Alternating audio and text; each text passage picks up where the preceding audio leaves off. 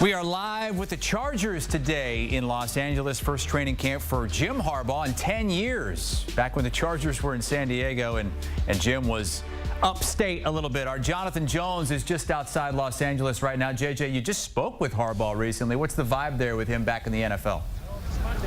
I mean, the vibes, we just talked with Jim Harbaugh, so like the vibes are immaculate right now. He was so much fun. He was fun because it was the first day of padded practice, and so he likened it a little bit to being born. And the day that he was born, he told us, and I can't wait for you all to see this clip, but he told us that he remembered the day that he was born, December 23rd, 1963. He said it was a snowy, windy day, but he, you know, he's out here and he's taking snaps during one-on-ones between the offensive line and defensive line. He's wearing cleats. He has the whistle around his neck. It's just, it's a vibe that you don't really see. I've been to, this is now my fourth camp. I'm going to see 15 teams. Usually during these training camp stops. This is unique. And it is not, well, it may be a little bit of a collegial vibe. It works. His culture works. Joey Bosa talked about that, how this is a guy who everywhere he's been, they've won. And so whatever you may think of his methods, they work. And clearly they work over the past couple of decades. And so I don't know that this is a team that is going to be competing for the playoffs in 2024, but I don't think that there is any doubt that they will be better than they were and that they will exceed expectations after several years of not meeting expectations. The star of this team, the face of this team, has been Justin Herbert, but he hasn't had enough around him. And on paper, you lose the two veterans at wide receiver, Mike Williams, Keenan Allen. You lose Austin Eckler at running back.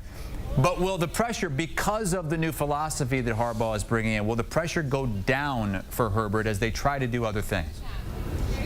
That's an interesting question because he's going to have Ladd McConkey, the second rounder out of Georgia, who's probably going to lead the team in receptions. He may actually break Puka Nacua's record for rookie receptions in a season at 105 set last year. He's going to be the guy that's going to get the ball when the ball is in the air. Tough day, tough training camp for Quentin Johnson, the former first round pick. So I don't know that the Chargers are expecting too much out of him, but we certainly will see about that. This is going to be a team that they like their tight ends, of course. They have Hayden Hurst, who they're hoping can return to form as well. But you're absolutely right. This is a team that its identity is really going to be built around that offensive line. They love that Rashawn Slater is back, and he was back at practice doing team drills after missing the last couple of practices. They have Joe Alt at right tackle. Of course, they slid Trey Pipkins into right guard. And then let's not forget, as you know, J.K. Dobbins and Gus Edwards. Who's going to be the starter? I think it's going to depend on the matchups and whether somebody actually runs out of the tunnel and is the starter. I don't know that that's going to determine who gets the majority of carries in that game. And so it's funny to say that he has less talent on the outside, so a lot of people would say that he has less help.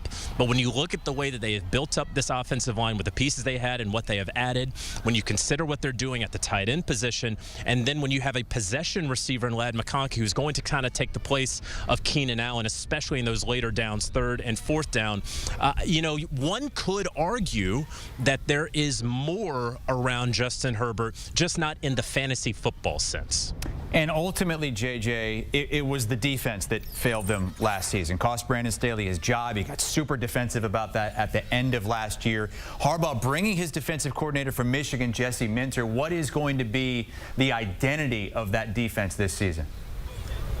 Well, the deepest group, probably the best position group on this team is the outside linebacker group, the edge rusher group, because you have Joey Bosa and you have Khalil Mack, both of whom, whether they want to admit it or not, one has to believe probably motivated a bit by having to take a pay cut in the offseason to stay with the team, but they wanted to stay with the team and talking with sources here. So you have two guys that, when healthy, are incredibly disruptive. And then when the Chargers would put them on the same side of the line, like, it's just over for whatever dude is trying to block both of them.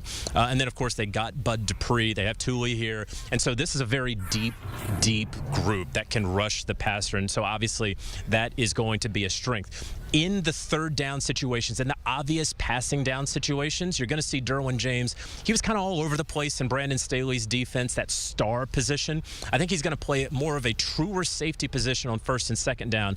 And then in the obvious passing down situations, you're going to see him get closer to the line of scrimmage, and they'll bring in that third safety. So, and look, there's going to be some holes on this team. They were in a difficult cap situation. That's why they had to get rid of Mike Williams. That's why they traded Keenan Allen, though they were able to get a lot of stuff, a lot of players back in return with that cap space.